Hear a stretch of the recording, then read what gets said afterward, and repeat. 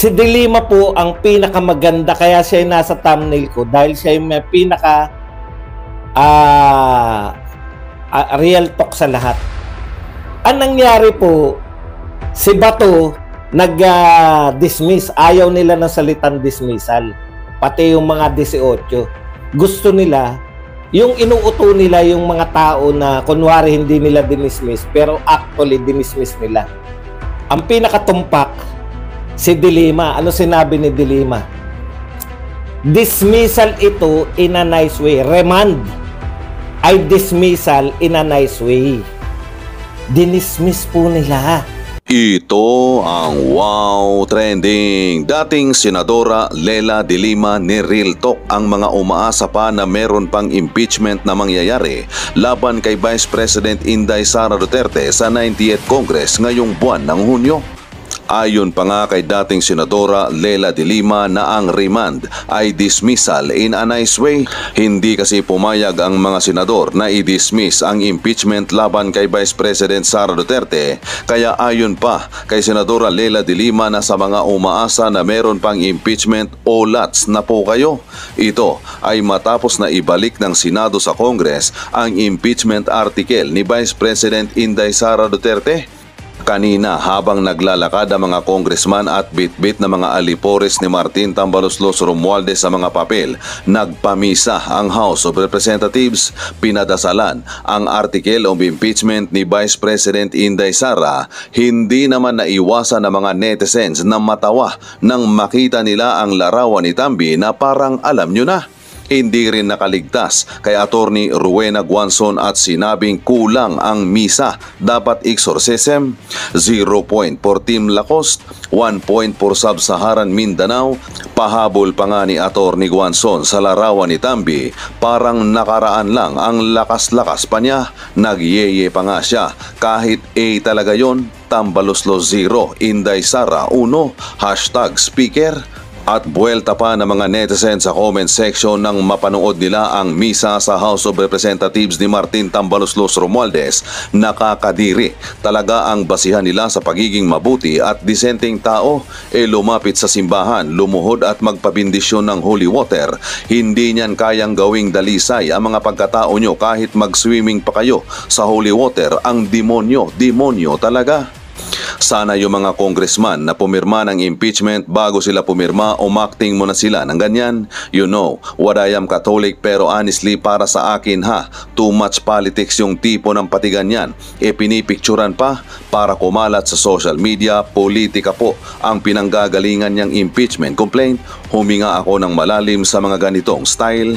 Sabi ng pari, pwede nyo nang isoli ang pera na ibinigay sa inyo bago mag-impeachment dahil ibinalik lang sa atin ang ginawa nyo, kaya ibalik ninyo kasi nakakahiya sa taong bayan. Sana naman bago hihingi ng panalangin sa sarili, itanong kung tama at kaaya-aya ba sa Panginoon ang gagawin kung ito ba'y ikabubuti sa lahat o hindi. Huwag namang gagamitin ng Diyos na makakadulot ng kasamaan sa kapwa. Umaapaw ang pagiging ipokrita at ipokrito ng mga tao na ito. Buti na lang yung nagmimisa, ipuon nila yan. Walang sunog doon, immune na kasi gawain at lukuhin ng taong bayan. Will said, sabi dita nga ang taong bayan. Exorcism, psychological intervention ang kailangan ng mga yan. Mental health issue, malala na yan. Senado, siyempre yung mga Maka-Duterte. Yung mga Maka-Duterte po, dahil na napapakinggan nila yung mga anti-Duterte, no? Na sinasabi na buhay pa, may impeachment pa, katunayan nga, may summon pa si VP Sara. Hindi po talaga nila naiintindihan, no? Sa totoo lang po, ito po sasabihin po namin sa inyo ang naganap. Ang naganap po, dinismiss po ng Senado ang impeachment ngayong 19th Congress. Ang nakakaunawa po niyan, kasi si Trillanes nagsalita huwag kayo mawala ng pag-asa, okay pa naman, buhay pa yung impeachment. Tapos sila Risa Hontiveros umaasa pa rin.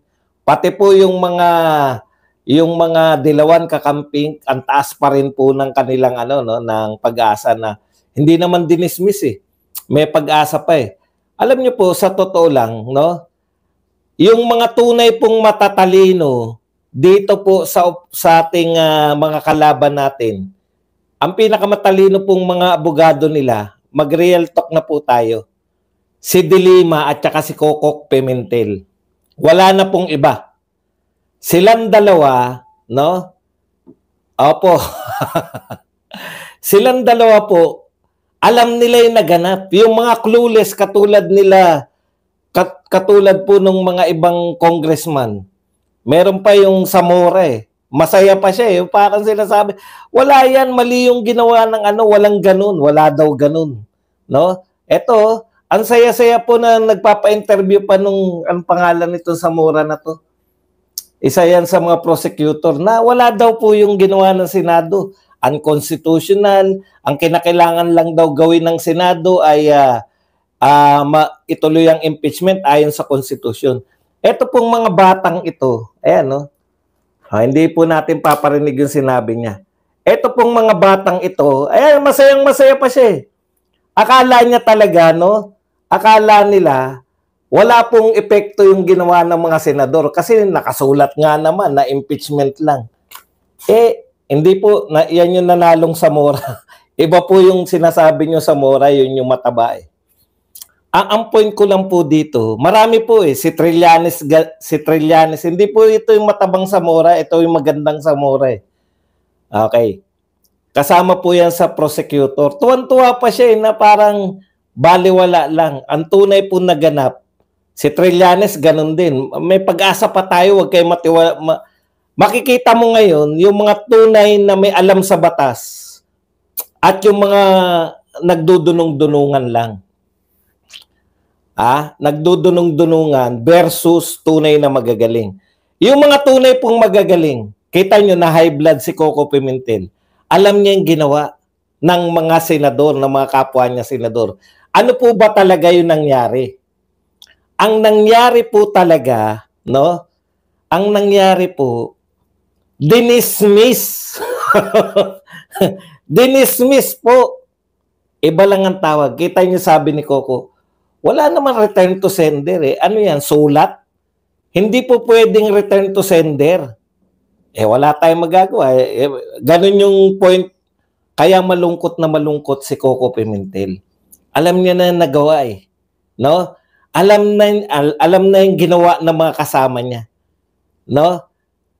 Si De Lima po ang pinakamaganda, kaya siya yung nasa thumbnail ko dahil siya yung may pinaka real talk sa lahat. Parang ang sinasabi ni De Lima, walang hiya. Hindi ganito, no?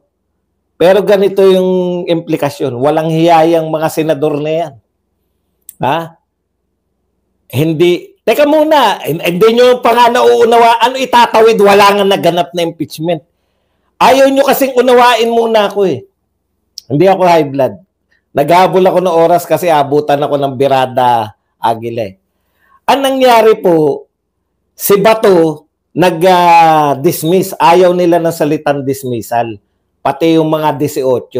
Gusto nila, yung inuuto nila yung mga tao na kunwari hindi nila dinismiss, pero actually dinismiss nila. Ang pinakatumpak, si De Lima. Ano sinabi ni De Lima? Dismissal ito in a nice way. Remand ay dismissal in a nice way. Dinismiss po nila in a nice way. Pero ang nakakaunawa po na dinismiss nila, yung dalawang matalino ng si De Lima at saka si Coco. Sabi nga ni Coco, wala naman yung return to sender. Pero wala siya magagawa kasi nagpas siya eh. Nagbotohan eh. Hindi niya po sinabi yung walang hiya. Ako lang po nagsabi. Ang sinasabi niya, talagang garapal tong mga senador na to. Mabuti pa raw nga kung ipinasa na lang yung impeachment sa palengke. Ito ang wordings ni De Lima. Kung sa palengke pa yan, may tunay pang nagtitinda. Parang ito po ang real talk. No? Sa mga oposisyon, nagsalita na po si De Lima. Ito po ang tunay na ganap. Dismissal in a nice way. Dinismiss nila, pero dahil uto-uto kayo, kayong mga dilawan, kakamping, mga makakaliwa, dahil kaya kayong utuin, pinalabukan lang, remand or return. Di ba? At parang nagtitinda ka ng produkto.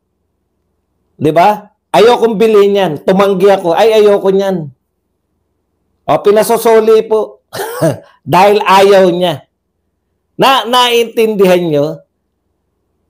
Ang impeachment na complaint isinuli, inayawan, dinismiss sa madaling salita para lang maunawaan natin.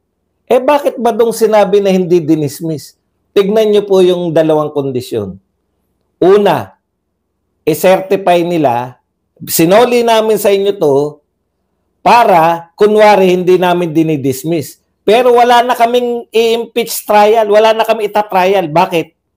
Sinoli namin sa inyo. Di ba? Ayusin nyo muna yan. O ngayon, ano yung nakalagay doon? Una, ang nakalagay doon, ayusin nyo kung talaga bang nasa konstitusyon yan. Mag-certify kayo na hindi kayo lumabag sa 1-year ban. Ipaliwanag nyo rin sa amin, ano nangyari sa impeachment complaint number 1, impeachment complaint number 2, impeachment complaint number 3. Ikalawa, sabihin din, mag-certify din yung Congress, 20th Congress, hindi itong HOR na to, yung papasok na HOR na willing pa silang ituloy. So sa makatuwid, wala na pong magaganap na trial. Badong, isasamon pa rin daw si BP Sara. Ano po ba ibig sabihin ng isasamon? Ngayon po, naganap na yung samon. Pumunta po yung mga kinatawan ng Senado sa opisina ng Office of the Vice President. Sinabihan na po, eto po yung mga reklamo laban sa inyo. Sasagutin nyo po ito ng loob ng 10 araw. Ibig po ba sabihin, pag sinagot yan ni BP Sara sa loob ng 10 araw, mag-impeachment? Hindi po. Bakit? Wala pa yung 20th Congress ng HOR. Ang pinasasagot na ng Senado, 20th Congress. Kailan po magto-20th Congress? Sa July. Dahil hanggang June 30, ang opisina ng 19th Congress. Kaya tapos na po yan. Sabi nga ni De Lima, dahil matalino si De Lima, dismissal ito in a nice way. Hindi namin sinasabing dismissal to, pero hindi namin tinatanggap. Ano ibig sabihin nun? Para ka nagbenta ng produkto. Hindi ko to bibili, hindi ko direktang sinasabi hindi ko to bibilin, pero isinusoli ko ito. Kasi may nakikita ko, may tas. Hindi niya sinabing ayokong bilhin yan. Isinusoli ko lang sa inyo to. Dahil may nakikita akong mga tas. Pero hindi ko sinabi pag sinuli niyo yan, bibiling ko na. Walang assurance yun. Kasi 20th Congress na. Ngayon, yung tanong kanina, tatawid ba yan? Paano tatawid? Hindi nga nasimulan. Ibig sabihin, pagdating ng 20th Congress, siyempre, ito na kagad yung mga congressman. Ito na po, magpapail na kami. Ano yung papail nyo? Kasi sabi ng 19th Congress, sila pala nagsabi nun, 20th Congress na kami. Ano man ang sabihin ng 19th Congress, pwedeng kilalanin at pwede rin hindi kilalanin ng 20th Congress. So tama si De Lima at saka si Coco Pimentel. Yun talaga yun. Ang naganap, dinismiss.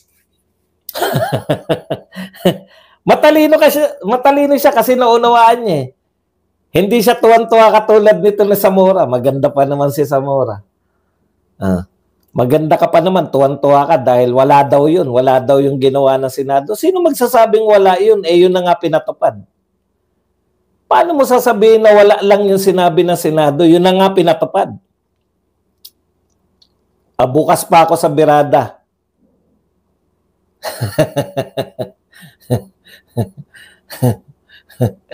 Kaya si Alan, si 10K, boy 10K, kahit hindi pa namin nakakalimutan yung 10K mo, approve ka sa amin. Naisahan po sila ng mga senador. Naisahan po sila ni Cayetano at ng 18 senador. Hindi po nila, ano ngayon iaangal nyo? Dinismiss ba? Hindi. Neremand. Ano ba ibig sabihin nun? Hindi tinanggap.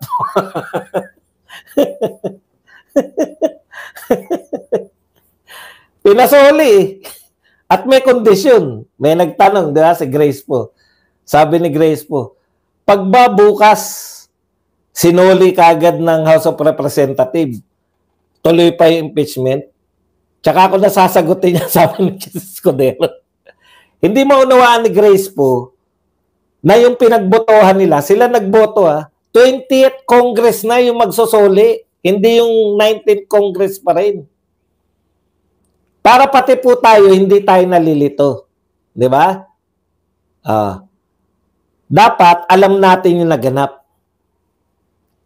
Return to sender po. Pero ang kondisyon, kung ibabalik nyo po yan, hindi na kayo magbabalik yung 20th Congress na. So wala na magaganap ngayon na impeachment trial hanggang June 30 kasi hindi naman kayo 20th Congress eh. Ang magsusuli na sa amin yan, 20th Congress na. Kung itutuloy pa nila yan, 20th Congress na. Ay, halimbawa, Badong. Opo. Napaikot sila. Kita nyo yung hindi matanggap? Hindi matanggap ni Joel Villanueva. Kaya nagalit si Robin Padilla, di ba? Gusto na manapak. Hindi matanggap ni ayaw kasi eto kasing mga politiko natin, mahilig to sa mga ikutan ng salita. Cayetano, Chis Escudero, Joel Villanueva, Gatchalian, Mig Zubiri, mahihilig yan sa mga ang mga Duterte lang naman ang mga tapat diyan eh. Yung gusto naming i-dismiss. Kaya nagpa-file kami, I move for dismissal. Di ba? Sabi nung mga gusto ring ma-dismiss, pero ayaw na sabihin na dinidismiss. Baka may ibang riyan, kaya ini-insist ni Cayetano na teka muna, nabanggit ni Bongo na willing siya na i-modify. O hindi nga i-modify, siya. Willing siya na, ano yung right term doon? Yung babaguhin yung dismissal. Tawag lang po. Ang pinakatumpak po na analysis sa naganap, yung galit na galit si Coco Pimentel na sinasabi, bakit i-amend? Diba? I-amend na ayon kay Bongo, i-amend eh. Ang tigas ni ang tigas ni Bato. Hindi. Gusto ko ma-dismiss. Nanawagan na recess muna. Kinausap si Bato. Dismiss din yan. Babaguhin lang natin ang pangalan para malito si Risa Hontiveros.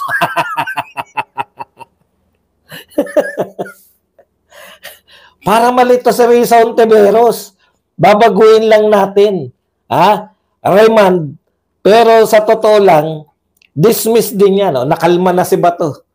Sige po. Okay na yan. Kung payag na ako na baguhin i-amend ni Cayetano. Ibang termino lang po. Anong sabi ni Dilima? Sa mga nag-aangad pa po, sa mga nag-aalinlangan pa po na tuloy pa rin Hindi na po tuloy yan kasi 20th Congress nga eh. Kaya, di ba ang pinagpipilian natin si Chis Escudero lang? Chis Escudero lang, tsaka to si Tito Soto. Tito Soto, definitely, burado na yan. Hindi ka karapat-dapat na maging Senate President dahil wala kang stand. Ano ba yung stand ni Tito Soto? Ngayon, napakahalaga nito. Wala siyang stand. Nakikiayon lang yan. Umaano lang yan si Tito Soto.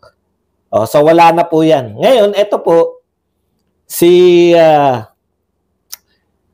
kaya maganda po yan, Chis Escudero versus Cayetano.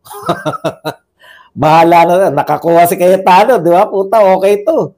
Okay to si Cayetano. Ayan ang magiging maglalaban sa pagiging Senate President.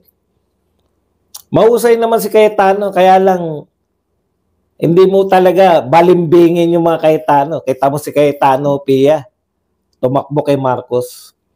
Kasi sila, mga ano yan kung saan yung papabor. Bakit sila ngayon? Ngayon, ang susunod na tanong. Hanggang alas 2 lang tayo kasi birada agil Ang susunod na tanong, mga kapatid, bakit 18 ang sumuporta? Ang dami naman. Dati namang hindi supporter ni Duterte ang mga yan. Bakit ngayon ang daming sumuporta? Di ba? Yan yung sinasabi ko sa inyo na game changer yung 2025 election. Nakita po ng mga senador, tandaan po ninyo, marami sa bumotong senador, tatakbo po yan. Kung hindi man mas mataas, tatakbo po sila re-election sa 2028. Nakita nila, 0 sa Visayas at Mindanao, walang boto sa Visayas at Mindanao, yung mga kumukontra sa mga Duterte. Dati, hindi po sila pro-Duterte. Survival po to sa mga matatalino. Ano ibig ko sabihin? Nakita na nila Ang pinakamagandang halimbawa, si Tol. Tol, kamusta ka na, Tol? Di ba? Yan yung buhay na halimbawa nila Mahirap bumangga sa mga Duterte pag tayo ay re-electionist. Kaya po naging 18-5 yan, hindi dahil maka-Duterte ang mga yan. Kaya 18-5 po yan, yung 18, yan nga po yung mga pagiging politiko nila. No permanent enemies nor friends. Only permanent interest. Kinakailangan nilang manalo sa 2028. Nakita po nila, nakita po ng mga senador na ito, grabe pala. Kahit ang pangalan mo pa ay Ramon Revilla, kahit ang pangalan mo pa ay Binay, kahit ang pangalan mo pa ay Pacquiao, pag ikaw pala ay bumangga sa Duterte, ang tendency mo, talagang pahirapan ang pagkuha ng boto sa buong Mindanao at buong Kabisayaan. Yan po yan. Kaya sabi sa inyo, importante tong boto natin. Kaya tayo nananawagan ng Duterte. Kaya tayo nananawagan ng Duterte plus 2. Yung pag-endorse ni BP Sara kay Amy Marcos at saka kay Villar, crucial po yun Kita nyo, 5-5. Di ba? O ngayon, sino ang makakawawa dyan? Kung balak pang tumakbo ni Grace po sa 2028, si Binay okay na dahil mayor na. Mayor naman siya. Natatawa ako kay Binay, sabi sa news, ginawa raw siyang parang Nazareno ni Jinggoy dahil sa robe. Poong Nazareno. Yung itim na sabi ko, walang yato mga media na to. Itim na Nazareno si Bina. Okay. Mga kapatid, natutuwa ako. No, Pasabilyo, mag-rally na kayo. Ngayon po, eto na yung mga mayayabang, di ba? Ang yayabang na mga yan. Pag kayo sa Senado, tandaan nyo, mag-e-EDSA kami. Simula na po kami ngayon, EDSA Watch Day 1. Bangaw. Bangaw po ang nasa EDSA. EDSA Watch Day 1. 1 Bangaw, 0 Dilawan, Kakamping, Pinklawan, Makabayan Black. 1-0 na, panalo ang Bangaw. EDSA Watch Day 1, panalo ang Bangaw. Walang nakitang rallyista. Asa na EDSA nyo? Pasabilyo, pamunuan mo na. Aba, anak ng tinapay.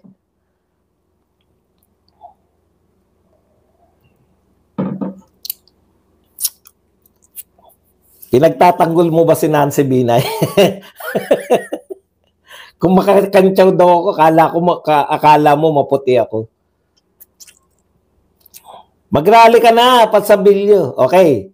So sa mga hindi po, ulitin ko po sa mga hindi po nakakaunawa, dismissal in a nice way po ang naganap. No? Dismissal in, ano yung termino ni De Lima? Maganda yung termino ni De Lima eh. Actually, it is a dismissal in a nice way. Yung pagkakasabi po ay maganda, remand, return. Return. We are returning your impeachment complaint. O dinismiss nyo na rin kasi bakit po dismiss na? Hindi po nila pwedeng ibalik ngayong 19th Congress. Bakit? Ang nakalagay sa pinagbotohan, 20th Congress. Kailan po magsisimula ang 20th Congress? After ng SONA. Yun po ang simula kasi. Ang SONA po kasi, ay hindi pa pala, sa SONA. Ang SONA po, dinideliver po yung State of the Nation Address para po sa inyong kaalaman sa pagsisimula ng recess ng Congress. So yung recess po, nagkataon po ngayon 2025. Pagkatapos po na recess, hindi na po siya recess. Yung iba po hindi na babalik. Panibagong Congress na po to. So 20th Congress, kasabay po yan ng pagbubukas. Hindi, yung SONA po ay napasabay ngayong 2025 sa pagbubukas ng bagong Congress. So ang nangyari po niyan, dinismiss na po sila ngayong 19th Congress. Kumbaga, bakit pinadalan pa rin po ng summon si BP Sara? Para si Risa Ontiveros lituhin.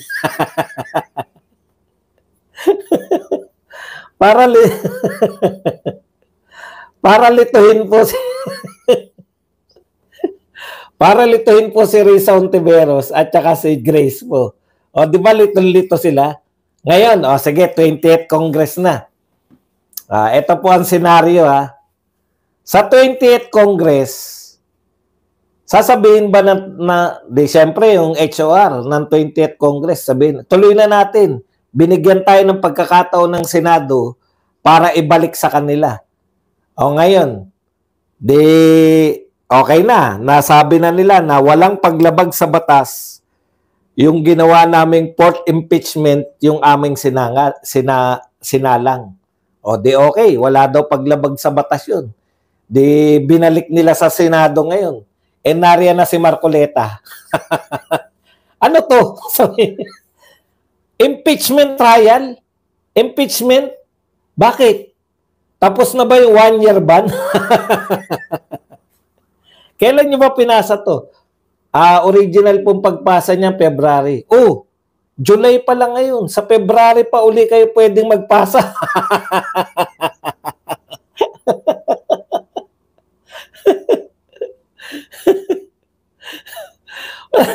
Wala tayong magagawa. 1-year ban yan. sabi niyo sa Senado, ano sabi niyo? 19th Congress yun. Ang 19th Congress, hindi na to 19th Congress, 20th Congress na to. Wala kaming pakialam.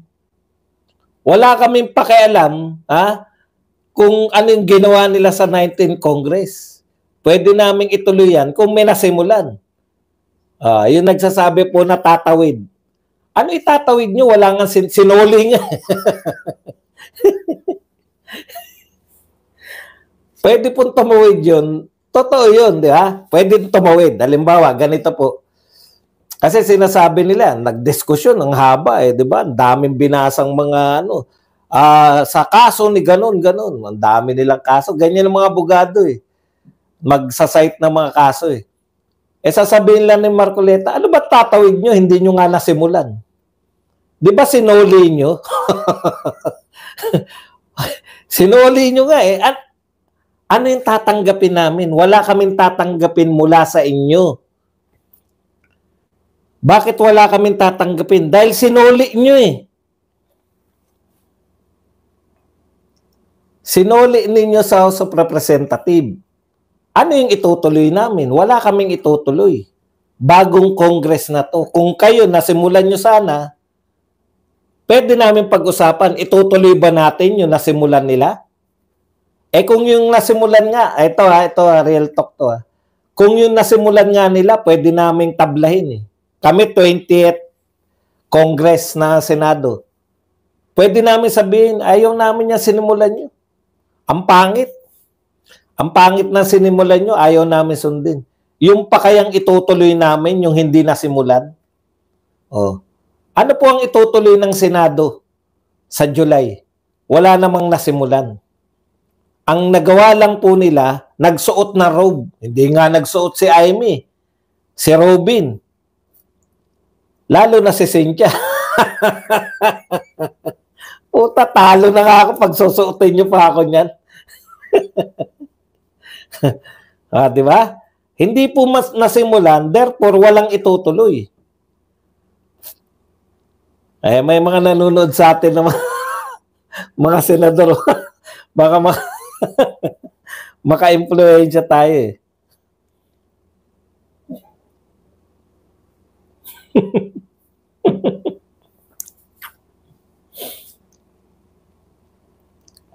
Romualdez ang SP, hindi naman po naging Senate President si Romualdez eh. Yun po ang tunay na naganap, no?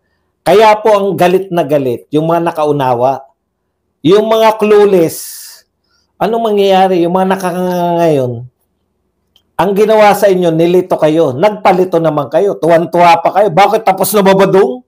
Dinismiss ba? Hindi naman dinismiss ah.